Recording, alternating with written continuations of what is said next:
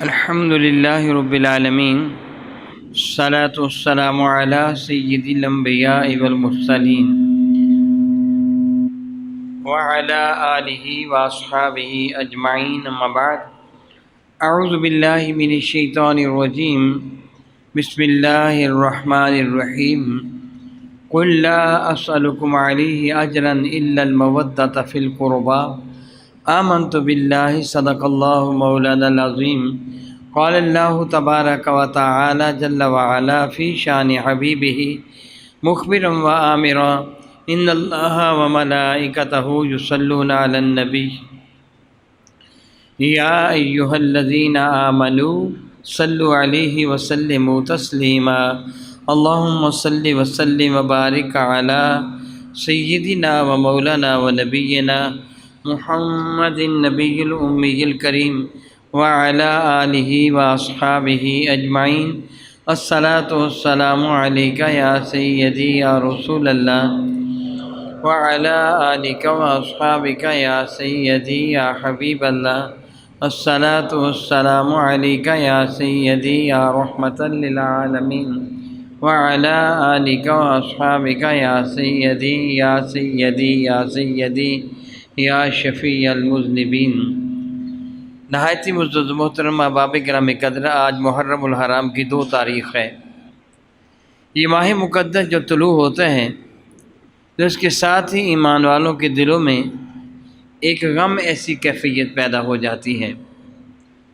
اگرچہ کسی کی بھی وفات پر 3 دن سے زیادہ غم منانے کی اجازت نہیں، مگر یہ نبی محتشم رحمت عالم کی اہل بیت طاہر کی محبت ہے کہ ایمان والے ان ایام میں کچھ پریشان سے رہتے ہیں۔ دراصل یہ حضور سید عالم کی محبت اور اللہ تعالیٰ جل وعلا کی محبت کی دلیل ہے، یعنی جس سے اللہ تعالیٰ محبت فرماتے ہیں، اللہ کے نبی محبت فرماتے ہیں، ان کے دلوں میں اللہ تعالیٰ جل وعلا کے محبوب مکرم کے اہل بیت طاہر کی محبت ہوتی ہے۔ پہلے ماہ مقدس محرم الحرام بالخصوص اس کی 10 تاریخ بڑی عظمت والی تاریخ سمجھی جاتی تھی، اور آج بھی عظمت والی ہے۔ کل بھی عظمت والی تھی اور آج بھی عظمت والی ہے۔ فتح القدیر وغیرہ مختلف کتب میں لکھا ہوا ہے کہ رب کائنات جل وعلا نے حضرت سیدنا آدم علیہ السلام کی توبہ کی قبولیت کا اعلان فرمایا تھا، تو محرم الحرام کی 10 تاریخ کو اعلان فرمایا تھا۔ حضرت ادریس علیہ السلام کو آسمانوں پہ اٹھایا گیا، محرم الحرام کی 10 تاریخ کو اٹھایا گیا تھا۔ حضرت نوح علیہ السلام کی کشتی دریا جودی پر جو رکی تھی تو محرم الحرام کی 10 تاریخ کو رکی تھی۔ حضرت ابراہیم علیہ السلام عرش نمرود سے باہر تشریف لائے تھے، محرم الحرام کی 10 تاریخ کو تشریف لائے تھے۔ رب کائنات نے حضرت یونس علیہ السلام کو مچھلی کے پیٹ سے باہر آنے کا جو شرف عطا فرمایا وہ محرم الحرام کی 10 تاریخ کو تھا۔ قیامت بھی محرم کی 10 تاریخ کو منعقد ہوگی۔ میرے اور آپ کے کریم آقا حضور رحمت عالم صلی اللہ تعالیٰ علیہ وآلہ وسلم جب مدینہ طیبہ تشریف لائے تو رحمت عالم صلی اللہ علیہ وسلم نے 10 محرم کا روزہ رکھا۔ جب رب کائنات کی جانب سے رمضان کے روزے مقرر ہوئے تھے، یہ آیا برکہ یا ایھا الذین آمنوا کتب علیکم الصیام کما کتب علی الذین من قبلکم لعلکم تتقون، یہ مدینہ طیبہ میں نازل ہوئی ہے۔ جب تک روزے فرض نہیں ہوئے تھے، میرے اور آپ کے کریم آقا حضور رحمت عالم محرم الحرام کی 10 تاریخ کا روزہ رکھا کرتے تھے۔ معمول کے مطابق حضور نے مدینہ طیبہ میں بھی 10 تاریخ کا روزہ رکھا، تو آپ نے اور صحابہ نے ملاحظہ فرمایا کہ مدینہ طیبہ کے یہودیوں نے بھی 10 تاریخ کا روزہ رکھا ہے، یعنی 10 محرم کا روزہ مدینہ طیبہ کے یہودیوں نے بھی رکھا ہوا ہے۔ میرے کریم آقا رسول عربی نے ان سے دریافت فرمایا کہ تم 10 تاریخ کا روزہ کیوں رکھتے ہو؟ تو انہوں نے جواب دیا کہ 10 تاریخ کو اللہ تعالیٰ نے فرعون کو ذلیل کیا تھا اور موسیٰ کلیم اللہ کو عزت عطا فرمائی تھی۔ بھلا کیا کیا تھا؟ فرعون کو ذلیل کیا تھا اور موسیٰ کلیم اللہ کو عزت عطا فرمائی۔ پھر کہہ دیجئے، فرعون کو ذلیل کیا، موسیٰ کلیم اللہ کو۔ وہ کہنے لگے ہم شکر نعمت کے طور پر روزہ رکھتے ہیں کہ آج بنی اسرائیل کو عزت ملی تھی، فرعون ذلیل ہوا تھا اللہ اکبر اللہ اکبر۔ میرے نبی فرمانے لگے ہم تم سے زیادہ موسیٰ کو ماننے والے ہیں، ہم بھی روزہ رکھیں گے۔ صحابہ کرام نے کہا یا رسول اللہ، آپ اہل کتاب کے ساتھ، مشرکین کے ساتھ مشابہت کرنے کو ناپسند فرماتے ہیں، بلکہ میرے کریم اتنے ناراض ہوتے تھے کہ حدیث مبارکہ ہے من تشبہ بقوم فہو منہم، جس نے اپنے آپ کو کسی قوم کے مشابہ بنایا وہ انہی میں سے گنا جائے گا۔ میرے نبی ناپسند فرماتے تھے یہود و نصارہ سے مشابہت کرنا۔ عرض کیا گیا یا رسول اللہ یہ تم سے مشابہت ہو جائے گی؟ تو میرے نبی فرمانے لگے تم 9 تاریخ کا بھی روزہ رکھ لو۔ روزہ رکھنے سے منع نہیں کیا بلکہ 2 روزے رکھنے کا حکم دے دیا، 9 کا بھی رکھ لو اور 10 کا بھی رکھ لو۔ جو بات میں آپ کو احساس دلانا چاہتا ہوں وہ یہ ہے کہ 10 محرم کو فرعون، بتائیے بھلا، 10 محرم کو فرعون ذلیل ہوا تھا، موسیٰ کلیم اللہ کو عزت ملی تھی۔ بالکل اسی طرح 10 محرم کو فرعونی نظریات رکھنے والا یزید ذلیل ہوا، امام عالی مقام کو عزت و عظمت کا تاج عطا کر دیا گیا۔ اس اعتبار سے محرم کی 10 تاریخ کا دن قتل حسین کی بلکہ شہادت حسین اصل میں مرگ یزید ہے۔ اسلام زندہ ہوتا ہے ہر کربلا کے بعد، لا ریب، اس پہ کوئی بھی شک نہیں۔ جو دنیا میں آیا جانے کے لیے آیا ہے۔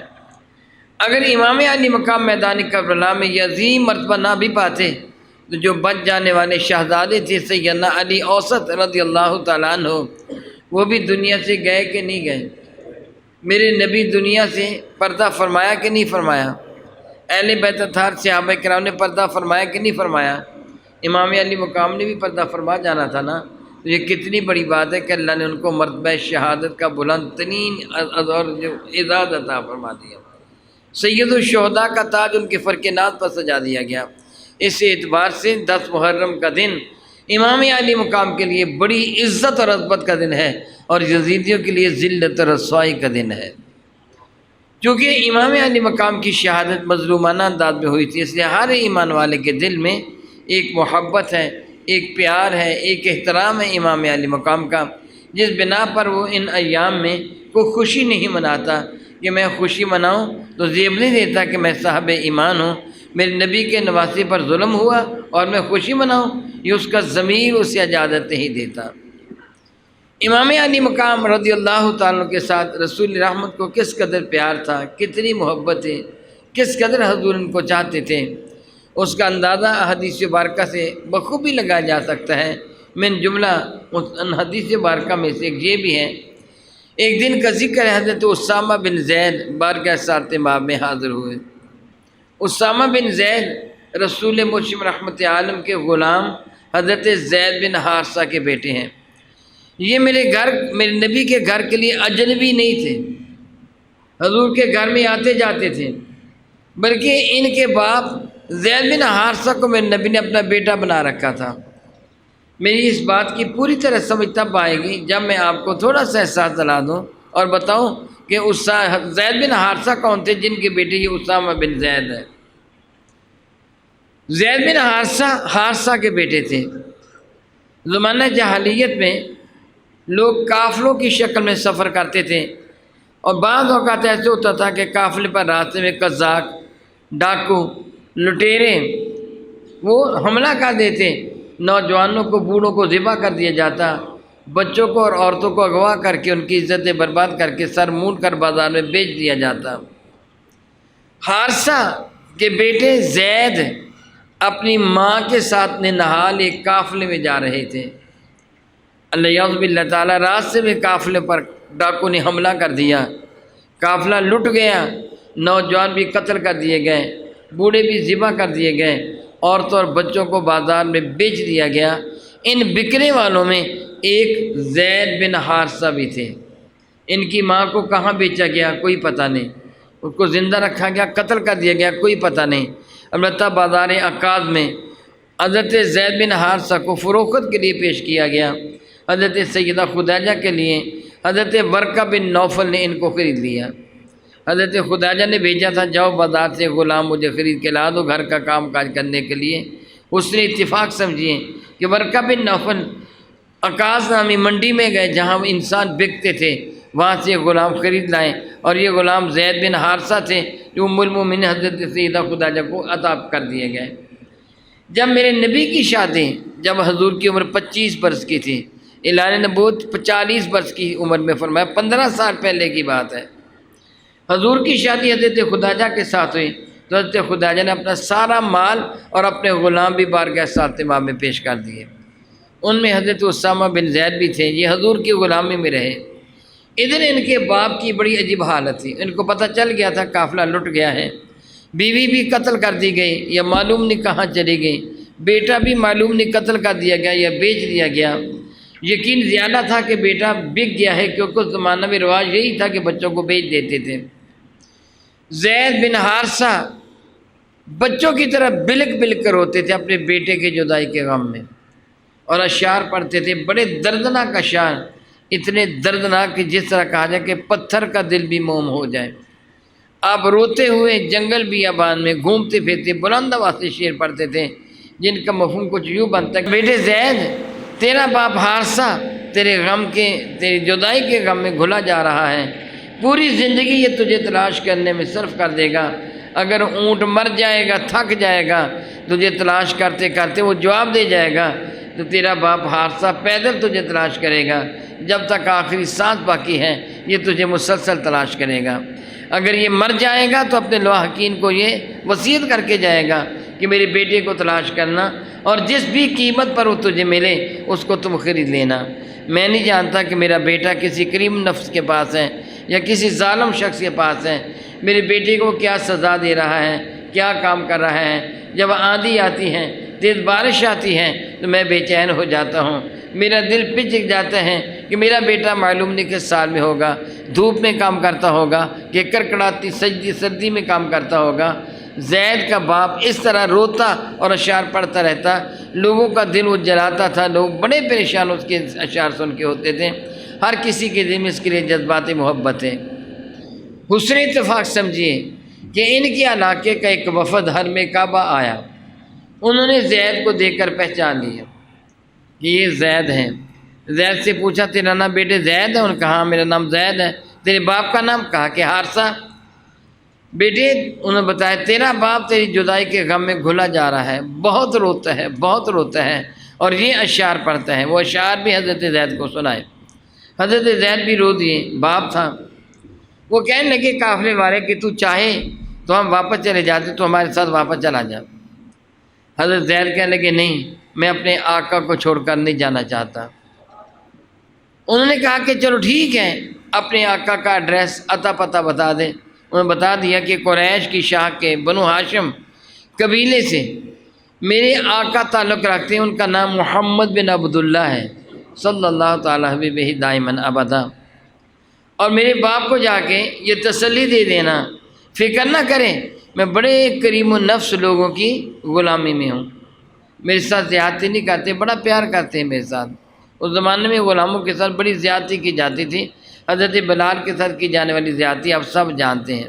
بہرحال یہ قافلہ واپس چلا گیا، حارثہ کو جا کے بتایا کہ تیرا بیٹا زید ہم نے تلاش کر لیا ہے اور مکہ مکرمہ میں موجود ہے۔ زید کے باپ کو تو بڑی خوشی ہو، تو اچھلا خوشی سے اپنے بھائی کو ساتھ لیا اور دیناروں کے، سونے کے سکوں کی ایک تھیلی بھر لی اور بھر کے لے کے چل دیا۔ معلوم نہیں کس کس سے ادھار پکڑا ہوگا، کیا کیا، میں ہر قیمت پر اپنا بیٹا خرید کے لاؤں گا۔ مکہ مکرمہ میں آ گیا، زید کا عطا پتہ کیا، میرے نبی کے دربار میں پہنچا۔ حضور تشریف فرما تھے، لوگوں کو مل کے آیا تھا، وہ بندے کون ہیں کیسے ہیں پتہ کر کے آیا تھا۔ آتے ہی حارثہ نے میرے نبی کو کہا، حضور کا نام لکھا، صادق و امین، اے محمد مجھے پتہ چلا ہے کہ تم بڑے سخی ہو، تمہارا باپ عبداللہ، تمہارا دادا ہاشم بہت بڑے بڑے سخی تھے، تم نے لوگوں کو، حاجیوں کو بے درے کھانا کھلایا، ان کی تم نے تیمارداری کی، ان کی تم نے خدمت کی، اگر وہ بیمار ہو جاتے تھے تم دن رات یہ کر دیتے تھے، میرے نبی کی بڑی تعریف کی۔ میرے قریب فرمانے گے اصل بات بتاؤ، چاہتے کیا ہو تم، کس لیے آئے ہو، کیا چاہتے ہو؟ تو حارثہ نے اصل مدعا عرض کر دیا، میرا بیٹا زید تمہاری غلامی میں ہے، تم نے اسے بازار سے خریدا ہوگا، یہ کہہ کے اس نے دیناروں کی تھیلی میں نبی کے سامنے رکھ دی، یہ لیجئے، یہ سونے کے دینار ہیں، منہ مانگی قیمت، جو آپ چاہیں تھیلی رکھ لیں ساری کی ساری، میرا بیٹا مجھے واپس کر دیں، آپ کا بڑا احسان ہوگا۔ میرے کریم نے فرمایا تھیلی اٹھا لو، اس تھیلی اٹھا رہی، فرمانے کہ دیکھو میں تمہارے بیٹے کو بلاتا ہوں، اگر وہ تمہارے ساتھ جانا چاہے تو بغیر قیمت کے لے جاؤ، لیکن اگر جانا نہ چاہے تو میں کسی کو مجبور نہیں کروں گا، جانا چاہے لے جاؤ، بغیر قیمت کے لے جاؤ۔ حارثہ رو پڑے، کہنے کہ اتنے سخی، اللہ کی عزت کی قسم جو سنا تھا اس سے کہیں بڑھ کر سخی۔ میرے نبی نے حضرت زید کو بلایا، فرمانے کہ زید یہ دیکھو کون بیٹھے ہیں۔ زید نے پہلی نظر دیکھا، اے میرے کریم یہ میرے ابا ہیں، یہ میرے چچا ہیں، میں دونوں کو پہچانتا ہوں۔ میرے کریم آقا فرمانے کہ یہ تجھے لینے کے لیے آئے ہیں، جانا چاہتے ہو جاؤ، چلے جاؤ۔ حضرت سیدنا زید بن حارثہ نے سنا تو حضور کے دامن کو پکڑ کر رونے لگے، یا رسول اللہ میں نے نہیں جانا، میں نے نہیں جانا۔ حضور فرمانے کہ تجھے لینے کے لیے آئے ہیں، یہ لپٹ کے نہیں جانا، میں نے نہیں جانا، جس طرح بچہ ضد کرتا ہے میں نہیں جاؤں گا۔ حضرت حارثہ کہنے لگے بیٹے کیا غلامی کو آزادی پر ترجیح دیتے ہو؟ ہم تمہیں لینے کے لیے آئے ہیں اور تم ضد کر رہے نہیں جانا۔ حضرت سیدنا زید بن حارثہ جواب نے کہا ابا جی اللہ کی قسم ان کی غلامی میں وہ لذت ہے جو آزادی میں نہیں ہے۔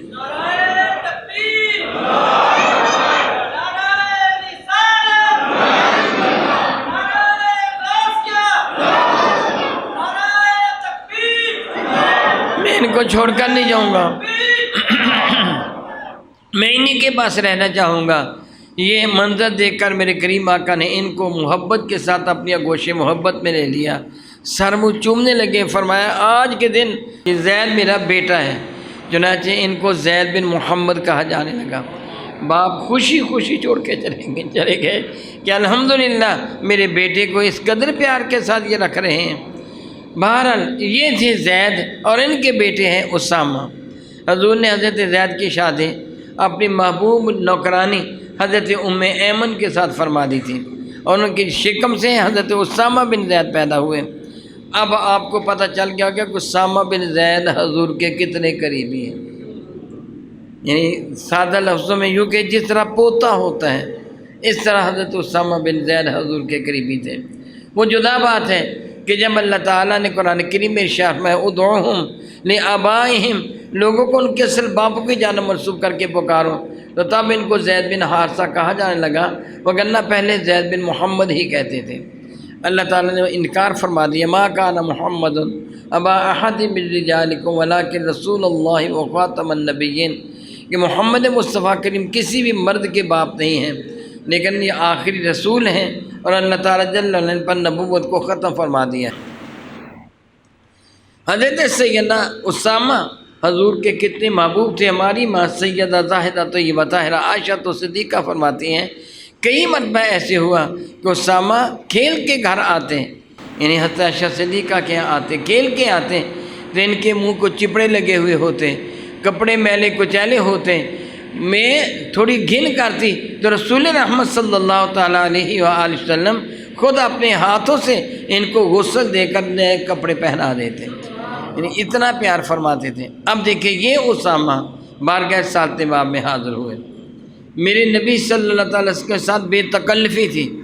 اسامہ فرماتے حضور نے اپنی چادر میں کچھ چھپا رکھا تھا، میں نے عرض کیا یہ کیا ہے جو آپ نے چھپا رکھا ہے؟ میرے نبی نے کیا کیا، اپنی مبارک چادر کو کھول دیا، فرماتے میں نے منظر کیا دیکھا، ایک زانو پر امام حسن بیٹھے ہیں اور دوسرے پر امام حسین بیٹھے ہیں، چادر میں ان دونوں کو لے رکھا ہے۔ ان دونوں کو دکھانے کے بعد پھر میرے نبی نے ان کا تعارف کروایا، ہاذم نایا، یہ دونوں میرے بیٹے ہیں، میری بیٹی کے بیٹے ہیں، اور پھر آپ نے ایک تاریخی دعا فرمائی، اللہم انی احبہما، اے اللہ تعالیٰ میں ان دونوں سے پیار کرتا ہوں، فاحبہما، مولا تو بھی ان سے پیار کر۔ اسامہ جانتے نہیں تھے یہ کون ہیں، لیکن انداز محبت اور پیار دیکھیے، اے اللہ میں ان دونوں سے محبت کرتا ہوں، مولا تعالیٰ تو بھی ان دونوں سے محبت فرما۔ اور پھر یوں کہیے میں تو اس کو خوشخبری کہوں گا۔ میرے نبی نے پھر دعا کا آخری جملہ کیا بارگاہ رب العزت میں عرض کیا، وَحِبَّ مَن يُحِبُّهُمَا، مولا تعالیٰ جو ان سے محبت کرے تو ان سے بھی محبت فرما۔ اس کو میں نے خوشخبری سے تعبیر کیا ہے کہ امام عالی مقام سے محبت کون کرے گا، یہ خوشخبری کس کو ملی؟ میں بھی اور آپ بھی اپنے اپنے دلوں کو ٹٹول کے دیکھیے، اگر ہمارے دلوں میں امام عالی مقام، امام حسن، امام حسین رضی اللہ تعالیٰ عنہ کی محبت ہے، پھر یقین کر لیجئے آپ کا رب آپ سے محبت فرماتا ہے، کیونکہ میرے نبی کی دعا کا آخری جملہ یہی ہے نا، وَحِبَّ مَن يُحِبُّهُمَا، اے اللہ تعالیٰ جو ان دونوں سے محبت کریں تو ان سے بھی محبت فرما، جو ان سے محبت کرے تو ان سے بھی محبت فرما۔ تو گویا میرے کریم آقا رسول اللہ کی دعا کے مطابق اللہ جن سے محبت کرے گا وہ حسنین کریمین سے محبت کریں گے، اللہ جن سے محبت نہیں کرے گا وہ حسنین کریمین سے محبت نہیں کر سکتا۔